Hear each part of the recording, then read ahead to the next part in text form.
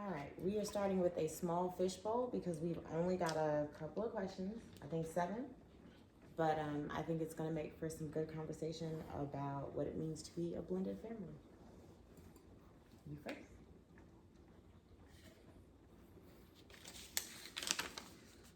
When did you feel comfortable meeting or introducing Christopher? Um, Meeting him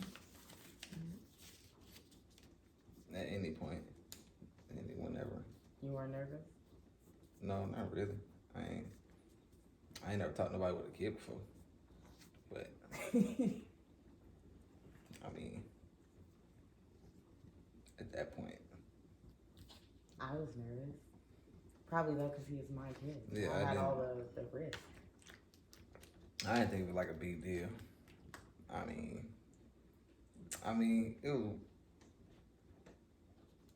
I had to make a good impression on you. So to make a good impression on you, it was just like, but I won't. I won't ever stress nothing. I was nervous. I was super nervous. You gotta vet everybody when you already got a kid. No abusers and no pedophiles. You I gotta mean, that's understandable. vet everybody. So, but I think that by the time you got back from your deployment, I was invested enough in our relationship that I felt comfortable with you meeting Christopher, and I felt like I had a pretty good judge of your character.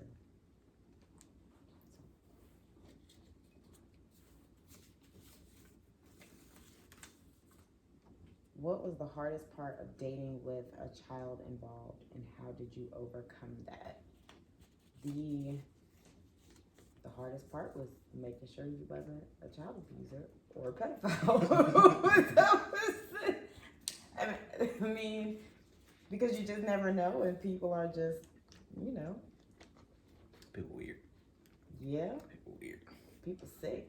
And so that was the hardest part. I think on a less serious note, it was really hard to find a babysitter because I was a single mom. So finding somebody who could keep the kids, or well, kids now, because it's still hard to find a babysitter, but finding somebody who could keep Christopher that I trusted, and I still had parents who worked, and I didn't know your family well enough. So trying to find someone who could keep Christopher so that we could have time to have a relationship, and a relationship outside of you and Christopher building a relationship. You got an answer for that one? What was the question? What is the hardest part of dating with a child involved, and how did you overcome that?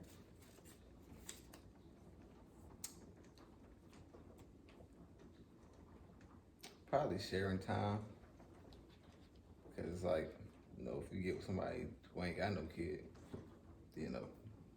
that person's all yours. But when you got somebody who got a kid, you might not get all the attention. Yeah. And you, Christopher, looked like he got it all.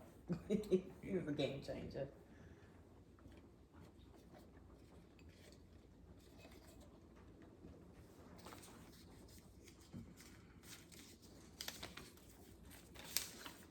Why did you agree to adoption? How did you know it was the right choice for our family? I mean, it was more like a given. It was like, I don't think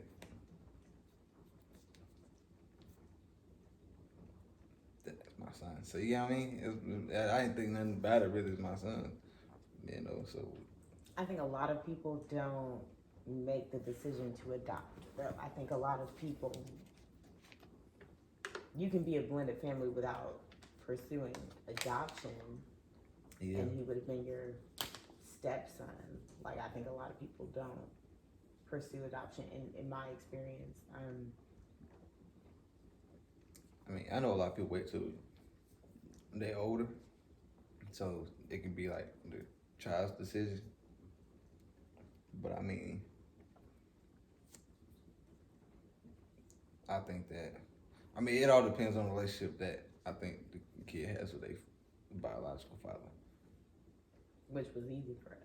Yeah, so I Christopher mean, but was if like if they got a relationship with their biological father, it's a good one. Then I can see where that would be a hang up. But if that relationship's not there, then I mean, there's really no.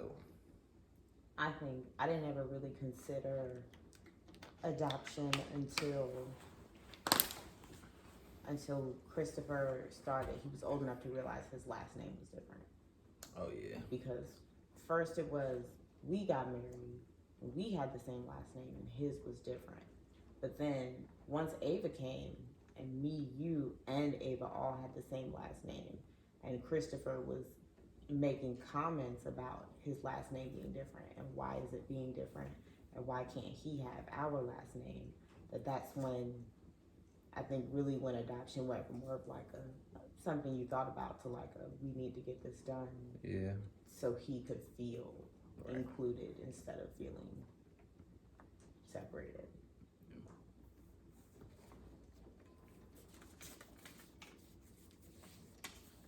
How did having more kids change or affect things with Christopher? I think that, like I just said, the last name thing was really big. Once you started having other kids, we were all Turner and he wasn't. I think that was a big thing. I think I also got a lot more comfortable with the idea of adoption after we had more kids, because then I knew that you were the father that you were because that's who you were, versus that's how you were with Christopher. Like Ava didn't get treated differently because she was yours. Like I saw that y'all relationship didn't change, and that made me feel more comfortable about going forward and saying that you could adopt him. And I also got, to a place where seeing you with all of the kids and knowing that you still treated Christopher like your child. I felt like if something ever did happen to our marriage, he would still be your son. And so because of that, then I was okay with adoption. I wouldn't want you to adopt Christopher and something happened in our marriage and then you like, oh, I only want my kids. And so I think that's messed up. Like, I mean, everybody got their reasons, but I think that's kind of messed up due to a kid. Like, because the kid don't know. You know what I mean? The kid don't know what be going on, and I don't think it's right for adults to be salty enough to, like, some people trying then keep that kid away from the other one. And I think the point is to limit the mental trauma on kids, because they already grow up with a bunch of that from like, in home. Just, you don't know what affect the person. So they already got to deal with everything going on outside the house growing up. And even if they don't remember all that stuff, it's going to stay with them. The emotions of it. Yeah, so I don't think this is too much. Kids like consistency. Kids, that's why they need to be on schedule and stuff, because that whole just in and out, not sure what's going on and all that, it's too much.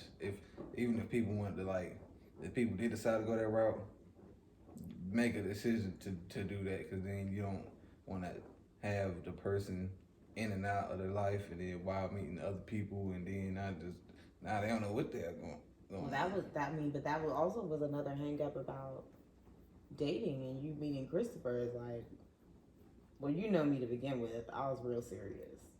Like, where is this going? Because I didn't want it to be a situation where we in love one day, we in love for a week.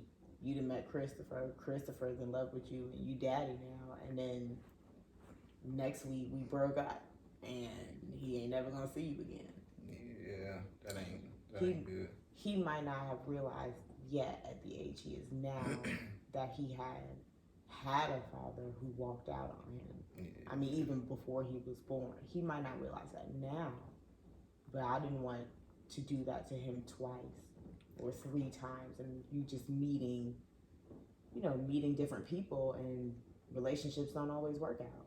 So that was the hard part, trying to navigate when. And then they pick up on that, so that affects their relationships in the future, how they deal with relationships, you know. So you gotta just watch out what you expose your kids to. Like, even if you think it's nothing, or you was just partying or something, if you gon' I think people party and they know it's not a serious thing, but I think waiting to introduce whoever you think you want to be with to your kids is probably a good idea, because you definitely don't want that in and out situation, And, you know, for boys or girls, because they gonna pick up on it, and especially, you know, girls, they looking at how their mamas is treated, and boys are looking at how their mamas is getting treated, and so yeah. what's your question?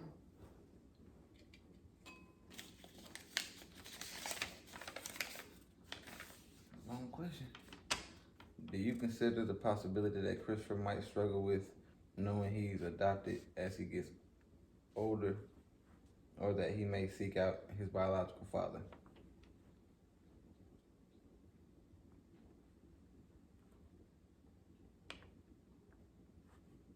I mean, he probably gonna want to.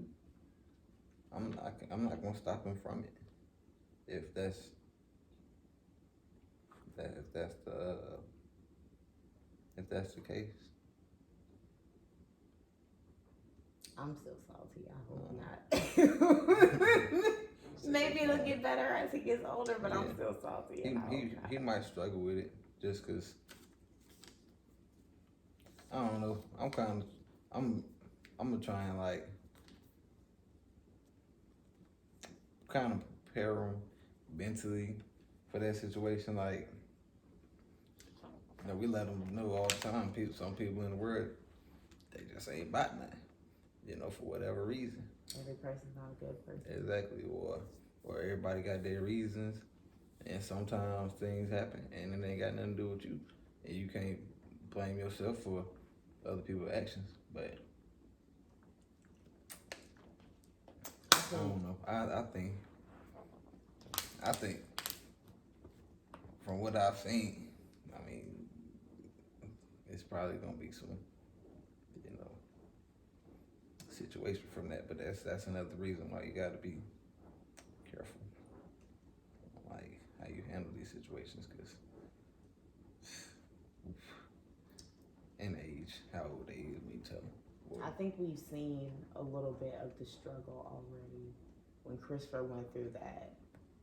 When I was pregnant with Lucas, and he said he didn't want me to have another brown baby, and it just became that whole thing about brown people and brown skin, and I think that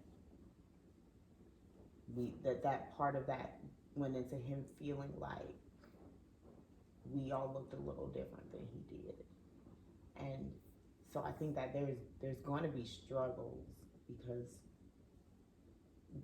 all families come with struggle, but blended families come with struggles of their own.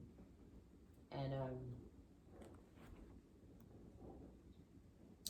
I can foresee it being hard.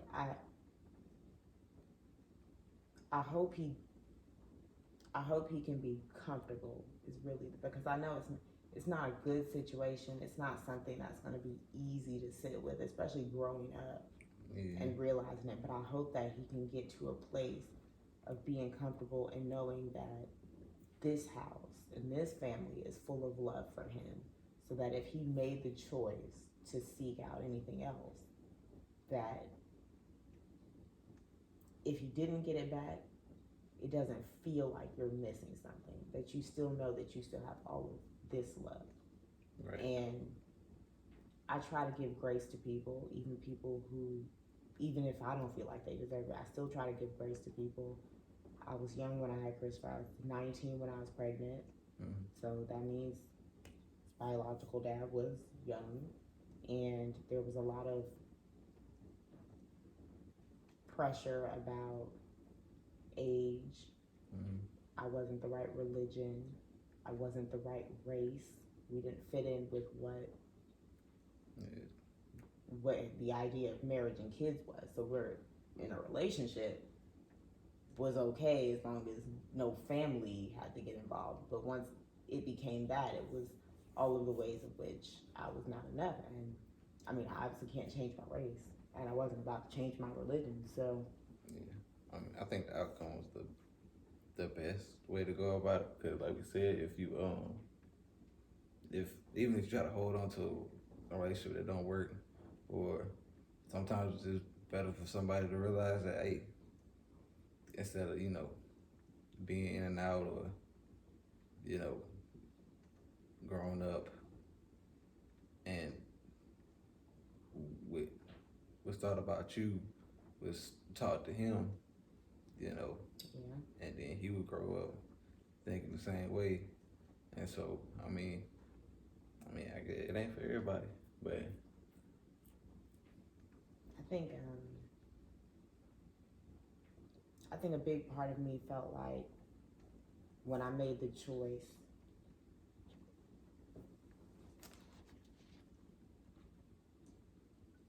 Not even the choice, because I didn't have a choice. But when I had to get comfortable and accept and heal from what that situation was, to get there, me and you don't always agree. We have our disagreements and stuff. I think it's important that kids see that relationships are not always going to be happy, smile, sunshine. That you have to be able to communicate through differences and disagreements in a way that's respectful. I think that's healthy for them to see healthy relationships. But I think it's healthier for kids to have two parents who are healthy apart versus two parents who were toxic together. And so that's really how I settled with that. I mean, right. At least I knew that Christopher was going to have a healthy example of a mother, because the relationship wasn't healthy that I was in, and it's not what his biological dad wanted. He didn't want a child. He didn't want that relationship. He didn't want his family involved in any of that. And so I feel like trying to force it, the arguing, the back and forth, wouldn't have done anything but made it worse for Christopher. And just on a whim that magically things would just work themselves out. And that's rare. Even if you are single and a single parent, even if that's better than being with somebody that like in a toxic relationship. So if you're single and you're doing that thing, it's a lot easier for you to, control that narrative than to have someone there that's, just gonna not be positive. Hey, but yeah, anything better than toxicity. And I think that it worked out. At that time, I would have never known that this was coming. And so because of that, at that time, you like, I got a son, and his dad said he don't want him, and he walked out, and now what do I do? But it worked out because adoption-wise, he signed the papers willingly. Yeah. He was ready. He was like, get rid of my rights. Like, where do I sign? So, but that's I guess a silver lining kind of, because at least that situation wasn't played around with. Like sometimes people get in their feelings and do something or not want to do something just to hinder that process. So if that's how you feel 100% about that, that's how you feel, and just all right, because that's in a way that makes it easier for the kid, because if that process can go through faster with cooperation. But people spend years and years in court just off people being salty and petty and just. And to be honest, I'm glad we did it young. It gives us the opportunity to start the conversations with Christopher at a young age. Yeah. Versus, I can't imagine Christopher having been 16 and you got a biological dad like ready and excited to sign his rights over. Because even though he have you as a father, I just can't imagine being old enough to wrap your mind around the fact that somebody's so willing to get rid of you. And so I'm glad that we did it young so that we had the opportunity to have those conversations and Yeah. help him through that.